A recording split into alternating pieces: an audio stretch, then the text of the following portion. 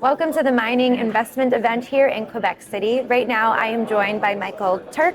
He is the publisher of Aktienexperte Newsletter, and today he's going to share some insight into how he crafts that weekly newsletter and some of his favorite companies. Michael, thanks so much for being with us today. It's nice to be here. Yeah. Thank you for the invitation. Of course, this is great. I want to know kind of how you go about analyzing companies, because that's how you spend your days. You speak with management teams. So what are the things that you look for when evaluating a potential investment opportunity?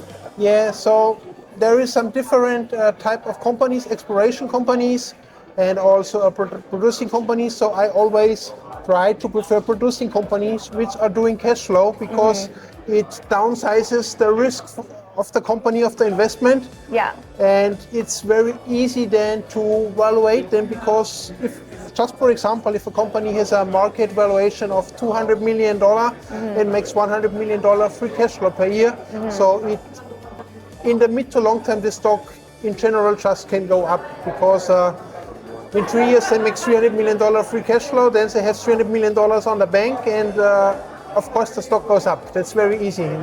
That's the way how I'm looking for companies. Yeah. So if you were to evaluate an exploration company, and you if you were finding one really interesting, what would be the things that you would look for from that area instead of production?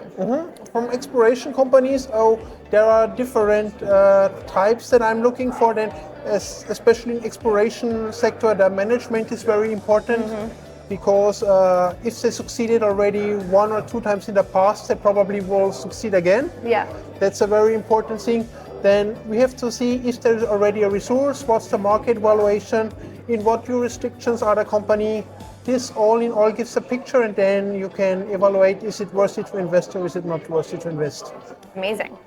So you've followed the resource sector for many years. So what are some of the themes or trends that you're seeing in the market today that investors should be paying attention to? Yeah, so silver and gold has done very well in the past years, and I'm pretty sure that they will do in the next years again. Another commodity that is very favorized for me is tin.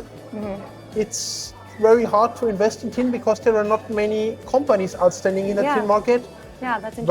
But I'm still looking always a little bit to Alphamine. It's in the Congo. They are producing 6% of the tin worldwide. Yeah. The stock has done very well already, but at the end of the day, we have to say it's in the Congo. So it's not the best jurisdiction to invest. So I'm still looking for some companies in the tin sector, and I'm pretty sure I'm very close to have probably one of them soon in my newsletter. Very cool. So let's talk about your newsletter and how do you feature specific companies in each newsletter, or do you talk about the general market, or how do you go about crafting that weekly newsletter? Yes, both of them. So I'm talking about the general market, but I'm also trying to find the best companies for my readers. So I can tell you my 2 favorite stocks right now. One of them is Cerrado Gold. Okay. And it's a gold producer.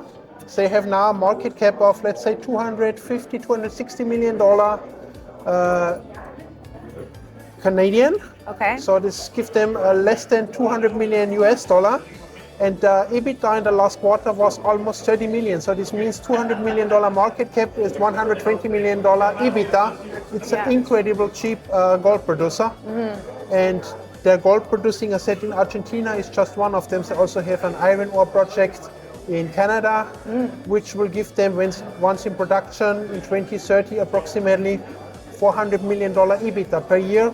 And they just have a capex of probably $200 million, because 66% of the capex they will probably get from the Canadian government funded. So it's just a very close gap that they have to fund. They can do it from the cash flow. Yeah. And then the stock could be another 10 bagger from here. Even if they have already run from 25 cents to $2, but it can be very easily go another 1,000% from here in the next 3 to 5 years. Wow. This is one, and another one is a silver stock called Guanajuato Silver. It's a Mexican silver producer. Okay. In my view, it's one of the cheapest silver producers in the world, probably the cheapest. Okay. They are trading at 2 to 3 times just their their earnings, operating cash flow. And right now, I don't know any other silver stock that is cheaper than that one. And so these are my two favorite positions and the main positions in my newsletter right now. Amazing. And that's what potential subscribers can look forward to if they join your newsletter. Amazing. So, there's so many companies competing for investor interest, right? And you talked about, you prefer production companies over exploration companies, but within the production space then, what do you believe separates companies that ultimately succeed from those that don't? So from an investment point, I would say that at the end of the day, it's the comparison between valuation and cash flow, what they're doing. So I prefer more to have a $200-300 million company that makes $100-200 million free cash flow than to have a $60 billion company that makes $2 or $3 billion free cash flow, because it's just X times more, let's say, are valued from their earnings. And that's the key point. And when you take a look at my example portfolio, my newsletter, I started it in 2023 with $5,000. It's now at over $120,000. It's 24 times X within 3 years. So I believe that it's successful how I'm evaluating the companies. Yeah, it sounds like it. So you interact with investors across Germany, Austria, Switzerland, and your newsletter and your conferences. What are investors in Europe mostly interested right now when it comes to mining and resource stocks? Can you give us some insight into that? Yeah, so what I see is really an increasing interest in Germany into mining companies. And I believe this could be a game changer, because I see more and more emails receiving from my investors that saying, Michael, I never invested before in mining stocks, but I was always invested in Bitcoin, but I want to switch from Bitcoin now to mining. Oh, wow. Very and cool. Just imagine if only 10% of the Bitcoin money comes into the mining sector. That would give another big run in the mining sector, because there is so many money right now in the Bitcoin sector. And if that one switches, that could be amazing. Very beneficial.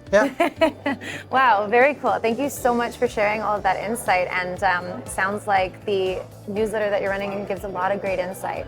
It's Aktienexperte, right? Exactly. Okay, amazing. Well, thank you so much for being with us today, Michael. Yeah, thank you for being here.